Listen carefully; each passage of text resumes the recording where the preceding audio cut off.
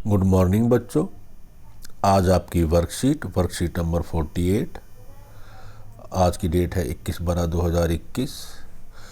आज आपकी worksheet history के चैप्टर नंबर 2 से ली गई है। पिछली वर्कशीट भी आपकी हिस्ट्री के चैप्टर नंबर 2 से थी, जिसमें हम यूरोप में समाजवाद एवं रूसी क्रांति के बारे में पढ़ेंगे। पिछली वर्कशीट में हमने बेटा 3 विचार जाने थे, रेडिकल, उदारवादी और रूढ़िवादी के बारे में। आज हम बेटा यूरोप में समाजवाद का विस्तार किस प्रकार हुआ, समाजवाद किस प्रकार आया, इसको जानेंगे। दूसरा, हम जानेंगे कि समाजवाद यूरोप में किस प्रकार फैला। ये वर्कशीट है। इसके अलावा 2 क्वेश्चन आपको इसमें और दिए गए हैं। तो आइए शुरू करते हैं आज की वर्कशीट। तो सबसे पहला जो पॉइंट है बेटा हमारा वह है कि यूरोप में समाजवाद का आगमन किस प्रकार से हुआ। तो मतलब जो यूरोप है उसमें समाजवाद किस प्रकार धीरे धीरे फैला। लास्ट ईयर वर्कशीट में हमने समाजवाद के बारे में जाना था। तो इसमें सबसे पहला जो यूरोप में समाजवाद का कारण था वह था आपका फ्रांसीसी क्रांति, जो आपने चैप्टर नंबर 1 में पढ़ी थी। जो फ्रांसीसी क्रांति थी उससे समानता का विचार आया कि सभी लोगों को बराबरी का अधिकार दिया, जब लोग समान हैं। बंधुत्व, भाईचारे का विचार आया और न्याय जैसे विचार सामने आए। ये विचार पूरे यूरोप में धीरे धीरे जर्मनी में, इटली में फैलने स्टार्ट हुए। तो इसके बाद दूसरा जो रीजन है समाजवाद के आने का वह है सामंतवाद का कमज़ोर होना और नए राष्ट्रों का उदय की भावना। क्योंकि धीरे धीरे जब सामंतवाद कमज़ोर हुआ, लोग उनके खिलाफ आने लगे और तो नए राष्ट्रों की क्रांति होने लगी और नए राष्ट्रों की मांग भी होने लगी।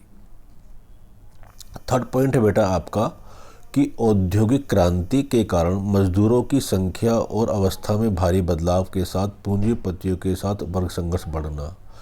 जैसे जैसे औद्योगिक क्रांति हुई तो उसमें औद्योगिकरण के कारण क्या हुआ कि स्त्री, पुरुष और बच्चे तक भी फैक्ट्रियों, कारखानों में काम करने लगे। तो यहाँ काम की जो अवस्थाएं थी, दशाएं थी, वो बहुत बेकार थी। मतलब आप देखेंगे अभी तो आप लोग देखते हैं कि काम करने जाता है तो लोग 8 घंटे काम करते हैं।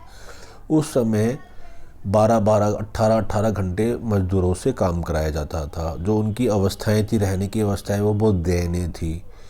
तो इसके साथ जब हुआ क्या, पूंजीपति जो थे वो अपने मुनाफे के लिए बैठे हुए थे।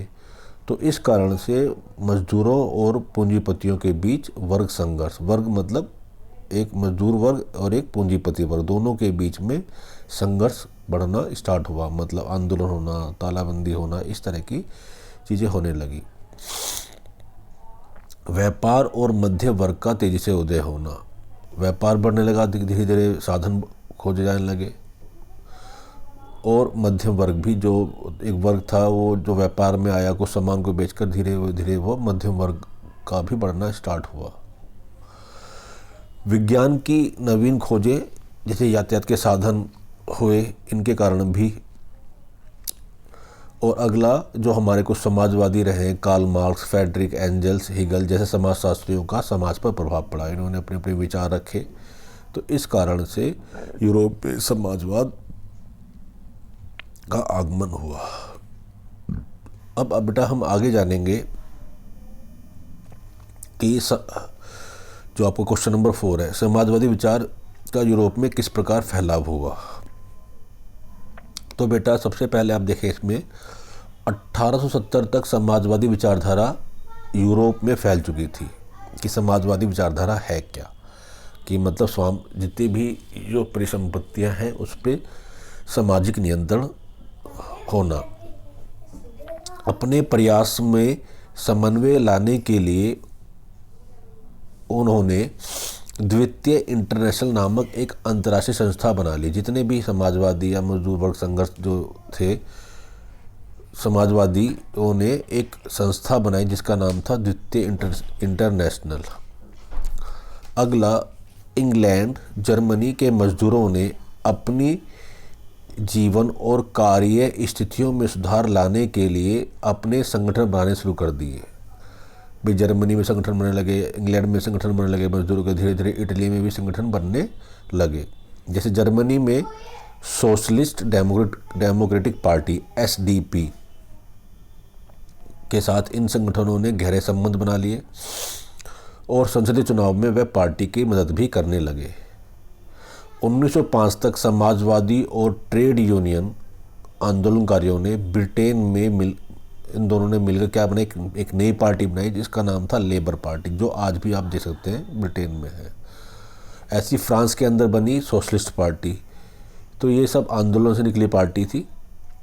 1914 तक यूरोप में समाजवादी पार्टी जो थी बेटा वो कहीं पर भी सरकार बनाने में कामयाब नहीं रही। मतलब इनकी जो पार्टी में थे, लेबर पार्टी है, सोशलिस्ट पार्टी है, SDP पार्टी है, ये सरकार बनाने में सफल नहीं हो पाई। लेकिन जो इनके प्रतिनिधि थे वो बड़ी संख्या में चुनाव जीतने लगे तो उनसे ये लोग जो सरकार बनने लगी उन्होंने उस पर प्रेशर डाला और कानून बनवाने में अपनी महत्वपूर्ण भूमिका निभाई। जो कानून बने वो उन्होंने अपने पक्ष के कानून बनवाए। सरकारों में रूढ़िवादी, उदारवादी और रेडिकल का ही दबदबा बना रहा। तो बेटा ये थी आज की वर्कशीट। इस वर्कशीट में 4 क्वेश्चन दिए हैं। पहला है यूरोप में समाजवाद के विस्तार में सहायक कारकों की सूची, वो बनाइए। सहायक कारक तो आपको पता है बेटा यही है आपके जो बताए। उसके बाद औद्योगिकरण की भूमिका, वो बेटा इसमें दिया नहीं है। कार्ल मार्क्स के विचार वो भी इस वर्कशीट में नहीं दिए गए हैं। कैसे फैला वो आपको इसमें ये बताया गया है। तो आइए इनके प्रश्नोत्तर को देखते हैं। तो जो प्रश्न नंबर 1 है वो आपको इसमें दिया है, वही लिखना है आपको कि समाजवाद में सहायक कारक। तो वही है पहला कि फ्रांसीसी क्रांति से समानता, बंधुत्व, न्याय जैसे विचार यूरोप में फैले। यूरोप में सामंतवाद का कमज़ोर होना और नए राष्ट्र नहीं बेटा राष्ट्रों है, ये थोड़ा गलत टाइप हो गया, ये नए राष्ट्रों का उदय होना, ठीक है। फिर है औद्योगिक क्रांति के कारण मजदूरों की संख्या और अवस्था में भारी बदलाव हुए, जिससे उनका वर्ग संघर्ष बड़ा, लड़ाई बढ़ी। मध्यम वर्ग का तेज़ी से फैलना और समाजशास्त्रियों का प्रभाव, यही कारक हैं जो समाजवाद के विस्तार में सहायक थे। अगला बेटा आपका क्वेश्चन है यूरोप में समाजवाद के विस्तार में औद्योगिकरण की भूमिका। तो बेटा औद्योगिकरण से हुआ क्या कि जो समाज में स्त्री, पुरुष और बच्चे थे सभी लोग कारखानों में लग गए काम करने के लिए। काम के घंटे बहुत लंबे होते थे, 18-18 घंटे लोगों से काम कराया जाता था और उनको उनकी मेहनत के हिसाब से जो पारिश्रमिक था, जो उनकी मजदूरी थी वो बहुत कम मिलती थी। बेरोजगारी एक सामान्य समस्या थी। लोग गाँवों से शहरों की ओर आ रहे थे पर उनको सभी लोगों को काम नहीं मिल पा रहा था।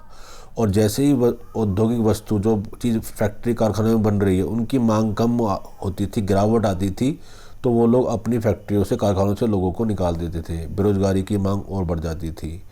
उदारवादी रेडिकल समूह, बेटा ये समूह है यहाँ पर, ये गलत है, समूह नहीं है, समूह।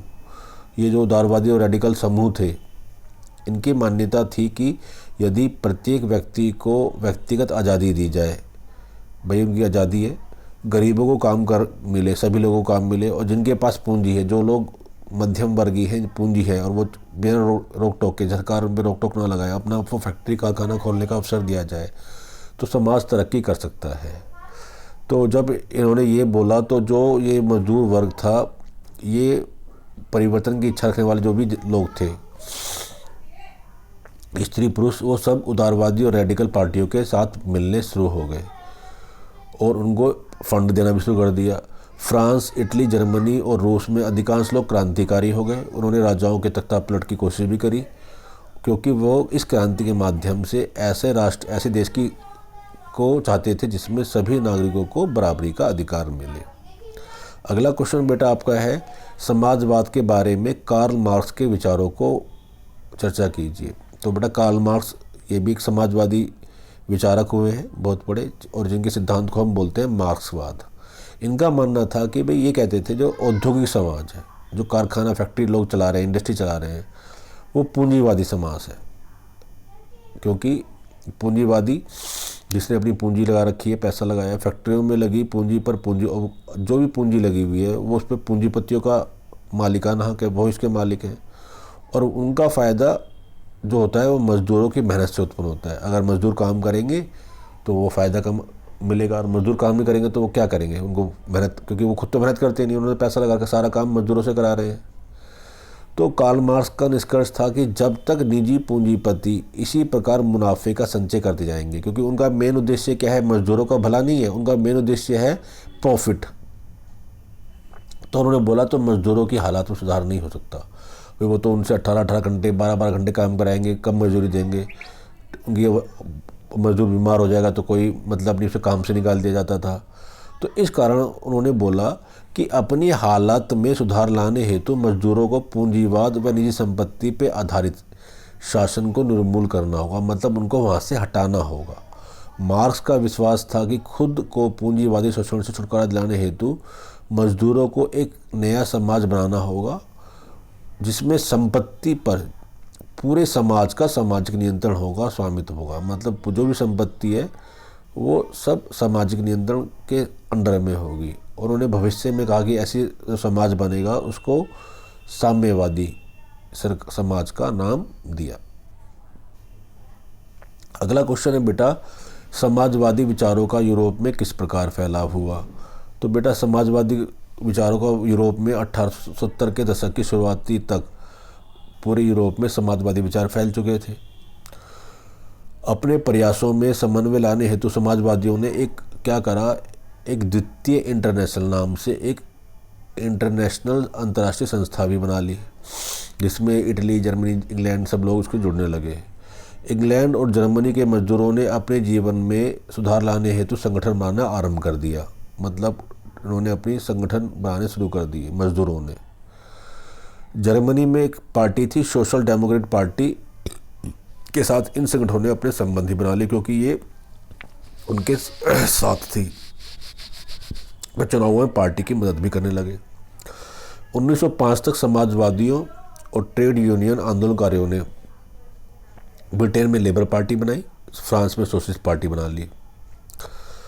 लेकिन 1914 तक यूरोप में समाजवादी पार्टी की कहीं भी सरकार नहीं बनी, लेकिन उनके प्रतिनिधि जीतते रहे, जिससे उन्होंने कानून बनवाने में महत्वपूर्ण भूमिका बनाई। तो बेटा ये थी आपकी आज की वर्कशीट, इसको करिए, समझिए। धन्यवाद।